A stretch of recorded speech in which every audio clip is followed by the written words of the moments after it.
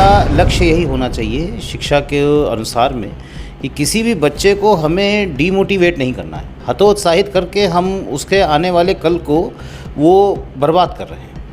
और सबसे अच्छी बात यह है, गत 2 वर्षों से सीबीएसई के रिज़ल्ट में बहुत अमूलचूल परिवर्तन भी हुए हैं और रिज़ल्ट भी बहुत अच्छा देखने को मिल रहा है।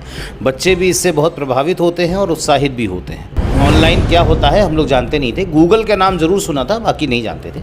और अब हम ये देखते हैं कि जब से ये कोरोना काल आया है तब से माता पिता भी बहुत ज़्यादा बच्चों के प्रति उदासीन हो गए। ये बच्चों का ऑनलाइन की तरफ रुझान जो आप कह रहे हैं कि आजकल बढ़ता जा रहा है, इसके पीछे एक बहुत बड़ी समस्या ये है कि माता पिता भी अब अपना समय बच्चों के लिए नहीं देना चाहते। कुछ चीज़ों का ज्ञान है जो कि हमें यूट्यूब से मिल जाता है, गूगल की और भी बहुत सारी सर्च इंजन्स हैं जिनसे हमको ये सब चीज़ें मिल जाती हैं। लेकिन अगर ये कहा जाए कि हम पूरी पढ़ाई ऑनलाइन करके ही सब बिता देंगे तो वो मैं नहीं जानता हूँ, समझता हूँ कि बहुत अच्छी बात है। अब इन गलत दिशाओं पर जाने का असली मूल कारण तो ये ऑनलाइन शिक्षा प्रणाली है। क्या टीचर नहीं है इस विद्यालय में, या कौन से इस विद्यालय में? अपने संकट मोचन की बात नहीं कर रहा हूँ, मैं सभी विद्यालयों की बात कर रहा हूँ।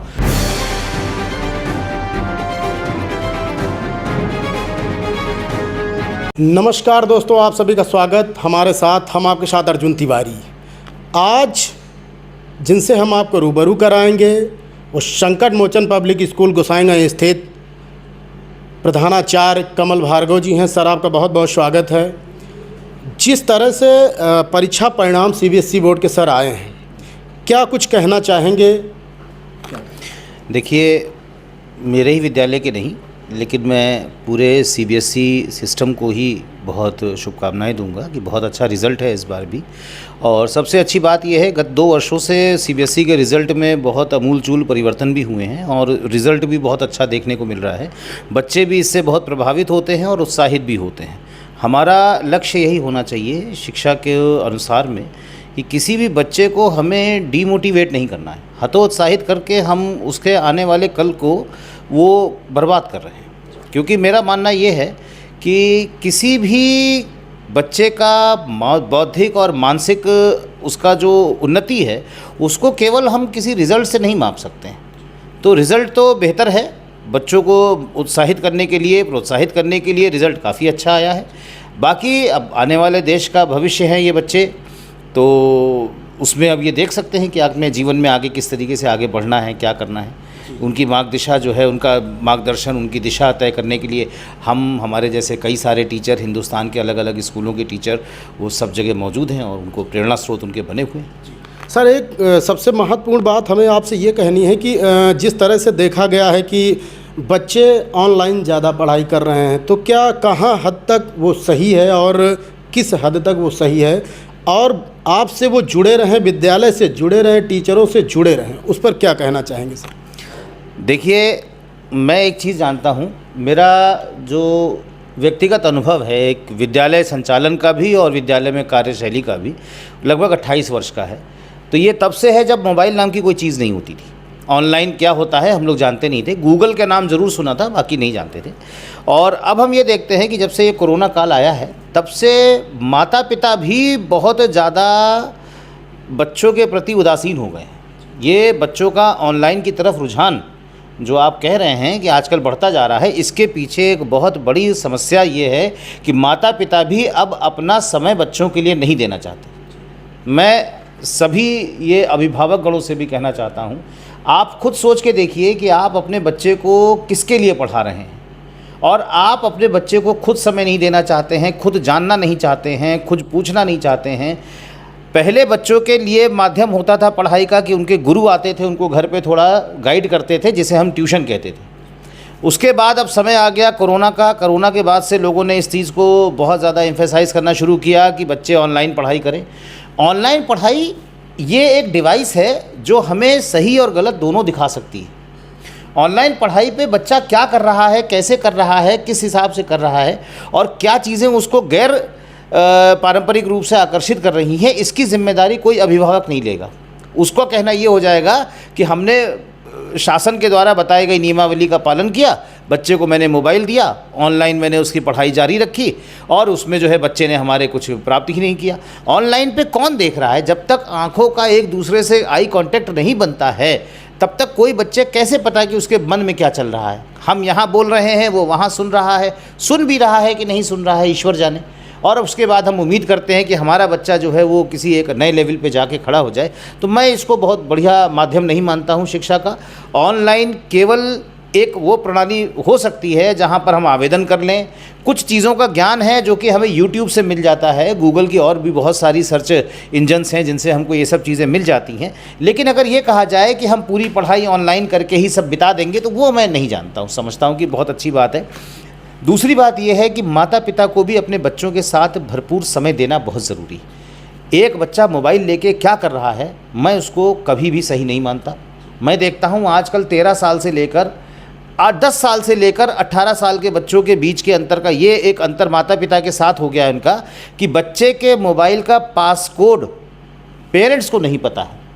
मैं पूछना चाहता हूँ यहाँ पर जितने भी अभिभावक मुझे सुन रहे हैं, उनसे पूछना चाहता हूँ कि आप स्वयं के अंदर झांक के देखिए और पूछिए, ये सवाल करिए अपने आप से कि आपके बच्चे के मोबाइल में ऐसी कौन सी वस्तु है जिसे माँ बाप नहीं देख सकते, और वही चीज़ ऐसी हो सकती है कि जो उसे दिशा गलत लेके जा रही है जिसकी। अब इन गलत दिशाओं पे जाने का असली मूल कारण तो ये ऑनलाइन शिक्षा प्रणाली है। क्या टीचर नहीं है इस विद्यालय में, या कौन से इस विद्यालय में, अपने संकट मोचन की बात नहीं कर रहा हूँ, मैं सभी विद्यालयों की बात कर रहा हूँ। कोई भी प्राइवेट, सरकारी या किसी भी तरीके का शिक्षण संस्थान अपने स्कूल में ना तो किसी अध्यापक को मौज मस्ती कराने के लिए रखता है, ना वो बच्चों के रिज़ल्ट को ख़राब करने के लिए रखता है। हर विद्यालय की आस और चाह ये होती है कि उसका विद्यालय का रिज़ल्ट 100% जाए और उसके बच्चे जो हैं वो नाम रोशन करें और इससे उनका नाम आगे बढ़े। सर, जिस तरह से अब की बार संकट मोचन पब्लिक स्कूल का रिजल्ट आया है, उसको लेकर के क्या कुछ कहना चाहेंगे आरपी गोस्वामी एमडी सर के लिए? क्या कुछ कहना चाहेंगे अपनी अध्यापन टीम के लिए? क्या कुछ कहेंगे सर? अथक प्रयास हमारे पूरे जितने भी ये शैक्षिक हमारे टीचर्स हैं, अथक प्रयास। हमारे मेंटर, मैं अपना गुरु भी कहता हूँ, बहुत सीनियर हैं मुझसे, हमारे प्रबंधक श्री आरपी गोस्वामी जी, उनका निरंतर रूप से मार्गदर्शन। मैं बहुत कम ऐसे मैंने प्रबंधक देखे हैं जिन्हें विद्यालय की शिक्षा प्रणाली से सरोकार होता हो। बहुत कम ऐसे मैंने देखे हैं जो ये दूसरों से देख के आके अपने प्रधानाचार्यों को या अपने विद्यालय के कर्मचारियों को आदेश देना जानते हैं। हमारे प्रबंधक में एक बहुत अच्छी एक बात है कि वो स्वयं तौर तरीके जानते हैं कि किस तरीके से किस कार्य को किया जाए। तो उनका जो उत्साहवर्धन रहता है, और सबसे बड़ी चीज़ है स्वतंत्र रूप से कार्य करने देने की जो उनकी प्रणाली है। वो ये समझते हैं कि जिसका काम उसी को साजे। तो वो जानते हैं कि अगर उन्होंने मुझे प्रिंसिपल रखा है और अगर अब वो मुझे सिखाते ही रहेंगे सारे समय में, तो ये उनकी क्या कहते हैं आकलन क्षमता पे प्रश्न खड़ा कर देगा। तो उन्होंने इस बात को स्वीकार करा और इस बात को समझा कि मैंने अपने विद्यालय में जिसको प्रिंसिपल रखा है वो समझदार हैं। उन्होंने जो टीम चुनी है अपने लिए, वो टीम चुनने में समझदार हैं। तो इन सब चेन की तरीके से काम किया है, जिससे कि संकट मोचन का ये रिज़ल्ट आज आप देख रहे हैं। ये 100% रिज़ल्ट जो है वो केवल मेरे प्रयास का नतीजा नहीं है, वो मेरे सारे स्टाफ के प्रयास का नतीजा है। बच्चों के साथ हम ज़रूर थोड़ा अनुशासन के साथ सख्ती रखते हैं, क्योंकि हम उसमें कोई कॉम्प्रोमाइज़ नहीं करते। बहुत से अभिभावकगण जो हमें सुन रहे होंगे शायद इस वक्त में, वो ये समझ रहे होंगे कि कभी कभी मैं अभिभावकों की भी नहीं सुनता पढ़ाई के मामले में। मुझे लगता है कि क्योंकि रिज़ल्ट तो संकट मोचन का है, मैं स्पष्ट रूप से कहना चाहता हूँ, अभिभावक के लिए क्या है, उसका बच्चा अगर फेल हो गया या कम नंबर आ गए तो कौन सा कुंभ का मेला है, अगले साल फिर एग्ज़ाम दे के बैठ जाएगा। लेकिन एक विद्यालय की छवि तो उसके रिज़ल्ट से ही बनती है, और उस छवि को बनाने की सारी जिम्मेदारी मेरी है, मेरे प्रबंधक जी की है, मेरे अध्यापकों की है। तो हम लोग तो फिर उसी प्रणाली से चलेंगे जो हमें उचित लगेगा। विद्यालय बच्चों को सीखने के लिए भेजते हैं, ना कि विद्यालय ऐसी संस्था होती है जो दूसरों के सिखाए अनुसार चलाई जाए। और ये तो हमारे प्रबंधन का एक बहुत बड़ा हाथ है इसमें, कि उसका मार्गदर्शन कुछ इस तरीके का रहता है कि हम सब लोग समय समय पर, जैसे हम लोग सभा करते रहते हैं, मीटिंग करते रहते हैं, चर्चा करते रहते हैं। बहुत कम जगह ऐसा होता है जहां बैठकर ये चर्चा हो रही हो कि हमारे बच्चों को और उन्नति की ओर कैसे अग्रसित किया जाए। तो इसका एक बहुत बड़ा योगदान देखिए, अकेले मेरे बस का नहीं था ये। इसके लिए मुझे ज़रूरत थी एक बहुत बड़े सपोर्ट की, जो मेरे प्रबंधन तंत्र से मुझे मिली, और इसके लिए मुझे बहुत आवश्यकता थी अपने सभी स्टाफ के पॉजिटिव, सकारात्मक प्रारूप की कि वो सकारात्मक सोच के साथ मेरे साथ काम करे, और देखिए आज उसका नतीजा है। मेरे सभी अध्यापक गणों को भी मैं तहे दिल से शुक्रिया करता हूं कि उन्होंने मेरी सोच को साकार किया और अपने पूरा 100% दिया और बच्चों को आगे बढ़ने में मदद करी। सर, जिस तरह से अब की बार इंटर और हाई स्कूल के रिजल्ट आए सीबीएसई बोर्ड के, अगली बार क्या प्रयास रहेंगे और क्या अपील आप उन बच्चों से करना चाहेंगे जो अब की बार हाई स्कूल और इंटर में गए हैं? उनसे क्या कुछ कहना चाहेंगे और उनके माँ बाप से क्या अपील करना चाहेंगे, क्योंकि उनका नाम भी रोशन होगा, माता पिता का भी, बच्चों के माध्यम से विद्यालय का भी होगा। तो सर क्या कुछ कहेंगे? देखिए, मैं भी एक पिता हूँ और मेरे भी बच्चे ने इंटर पास किया, उसके आगे की भी पढ़ाई करी, और मैं कोई बहुत ऐसा नहीं है कि मैंने एक बहुत ही ऐसा समय देखा हो राजाओं महाराजाओं को जैसा देखा हो, या विरासत में मेरे को बहुत धन संपत्ति मिली हो। मैं एक समझ सकता हूँ कि एक अभिभावक जो अपने बच्चे को विद्यालय में पढ़ा रहा है, आजकल की इतनी महंगी जो शिक्षा का प्रणाली हो गई है, उसमें हर माँ बाप यही चाहता है कि उसका बच्चा जब विद्यालय जा रहा है तो उसके बदले में उसको जो है वो उसका फल प्राप्त हो उसको, और जो फल है वो यही है कि बच्चा उत्तीर्ण होकर निकले, पास होकर निकले, अच्छे अंकों से पास हो जाए, उन्नति की ओर आगे बढ़े। तो मैं उन बच्चों से कहना चाहूँगा कि विद्यालय को कभी भी कैजुअल नहीं लेना चाहिए, उसको कभी भी ऐसे नहीं लेना चाहिए दिमाग में कि अरे चलो ठीक है कोई बात नहीं, पढ़ेंगे, नहीं पढ़ेंगे तो नहीं पढ़ेंगे। आप लोग अपने माता पिता का ध्यान रखें, अपने माता पिता को इस बात के लिए ज़रूर आप लोग देखिए कि कितनी मेहनत से, कितनी लगन से, कितनी श्रद्धा और कितनी आस्था के साथ वो आपको एक विद्यालय में सौंपते हैं, और ये उम्मीद करते हैं कि आप उनका नाम रोशन करेंगे। और जब आप पढ़ के नहीं देते हैं तो देखिए, कोई भी विद्यालय तो फ्री पढ़ाता नहीं है, सब फीस लेते हैं और फीस लेते भी रहेंगे। आपके माता पिता कहाँ से वो पैसों का इंतज़ाम करते हैं, किस तरीके से वो फ़ीस जमा करते हैं, क्या जगह पर अपने सारे शौक़ मारते हैं, किन जगहों पर अपनी ज़रूरतें काटते हैं, इन सब का आकलन आप बच्चों को भी करना बहुत ज़रूरी है। और अपने माता पिता का आदर सम्मान इसी में सबसे ज़्यादा है कि आपके बनाए हुए रिज़ल्ट से आपके माता पिता का सर जो है वो फ़क्र से ऊंचा हो, सीना गर्व से चौड़ा हो। क्योंकि मैं इस बात को हमेशा स्वीकार करता हूं कि हर एक बच्चे के अंदर ये भावना होनी चाहिए कि माता पिता केवल माता पिता ही नहीं अपितु हमारे भगवान भी हैं, और भगवान का अपमान मतलब उनकी रचना का अपमान है, और उनकी रचना आप हैं, और आप ही अपने अपमान को अगर तरजीह देंगे तो मैं ये कहना चाहूँगा बच्चों, जीवन में फिर आप कभी अग्रसित नहीं हो सकते, उत्साहित भी नहीं हो सकते और उन्नतिशील भी नहीं हो सकते। सर, संकट मोचन पब्लिक स्कूल और कौन सी शिक्षा के साथ में फैसिलिटी दे रहा है, कौन सी खेल कूद की जैसे चल रहा है, तो किस तरीके से बच्चों को मनोरंजित भी करते हैं और चलाते हैं? अब देखिए 2017-24-25 में अभी आपने देखा हमारे यहाँ कि अलग अलग तरीके की प्रतियोगिताएं, खेल कूद, बाल मेला, और इसके अलावा हमारे यहाँ 15 अगस्त, 26 जनवरी और इसके अलावा और भी कई रंगारंग कार्यक्रम होते रहे। और इस क्षेत्र का ये एकमात्र ऐसा विद्यालय रहा है जिसने इस तरीके की सभी विधाओं को पूरा करते हुए और सफलतापूर्वक उसको पूरा करते हुए मतलब यहाँ पर सबकी प्रशंसा बटोरी है।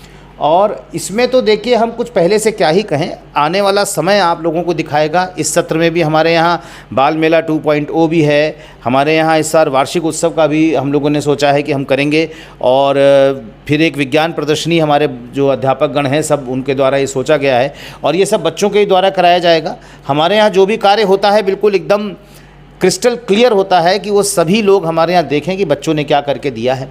सबसे बड़ी चीज़ है खेल कूद के लिए, देखिए हमारे यहाँ बढ़िया पीटीआईज़ हैं और सभी सुविधाओं से लैस हमारा विद्यालय है, हर तरीके की प्रतियोगिताओं को कराने में सक्षम। हमारा ग्राउंड देख सकते हैं आप किस हिसाब का है, और इसके अलावा विद्यालय में संचालित एक क्रिकेट एकेडमी भी है जिसमें बहुत सारे बच्चे हमारे विद्यालय के भी यहाँ पर प्रशिक्षण प्राप्त करते हैं। और मुझे बड़ी खुशी है कि उत्तर प्रदेश के अंदर लखनऊ ज़िले की ये सबसे बड़ी क्रिकेट एकेडमी है जो संकट मोचन के प्रांगण में यहाँ पर स्थित है, और बच्चे उससे लाभ ले रहे हैं। तकरीबन 150 बच्चे यहाँ पर क्रिकेट खेलने आते हैं शाम के समय, जिसमें से 90% बच्चे हमारे विद्यालय में पढ़ते हैं।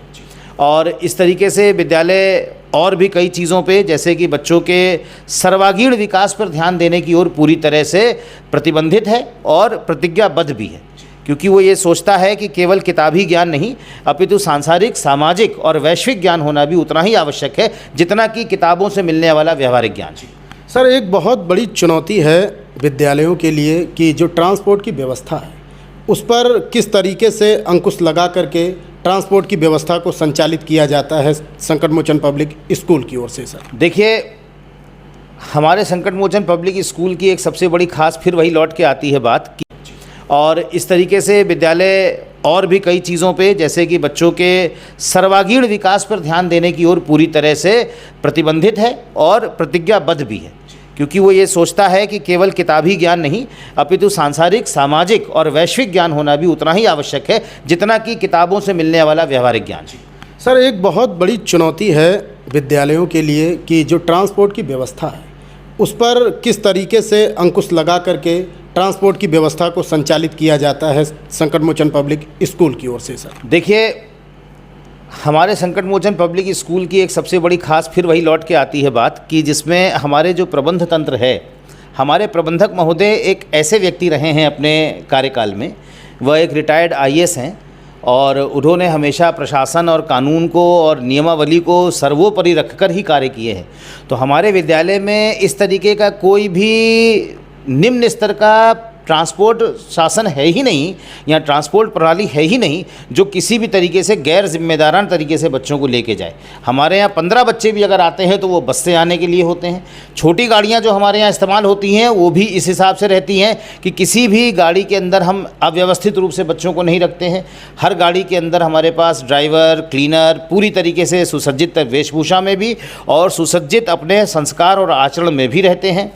इसके अलावा जो सबसे बड़ी बात यह है वो ये है कि हम समय समय पर अपने अध्यापकों को गुप्त रूप से प्रत्येक गाड़ी के पीछे भेजते रहते हैं, ये देखने के लिए कि किस किस क्षेत्र में कौन सी गाड़ी किस हिसाब से जा रही है, वहाँ किस हिसाब से लोगों को देख रही है।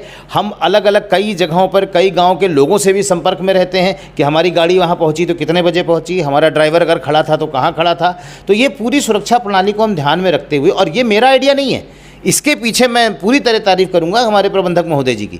ये मुझसे पहले से चल रहा था और आज भी उसी गति से चलायमान है, और मुझे ये बहुत अच्छा भी लगता है कि वो स्वयं इस बात का संज्ञान रखते हैं कि कौन सी गाड़ी फिटनेस के ऊपर खरी उतर रही है, किस गाड़ी का कौन सी ऐसी समस्या आन खड़ी हुई है, या किस गाड़ी के अंदर किस रिपेयरिंग की या उसकी मरम्मत की आवश्यकता है। ये सब चीज़ें मुझसे पहले मेरे प्रबंधक महोदय ध्यान में रखते हैं। तो अब समझ लीजिए कि एक रिटायर्ड आईएएस ऑफिसर होते हुए भी इतनी चीज़ों को एक साथ संज्ञान में रखना, ये विलक्षण प्रतिभा के धनी लोगों का काम होता है, जो कि मैं कहना चाहूँगा इसके लिए कि गोस्वामी जी हैं।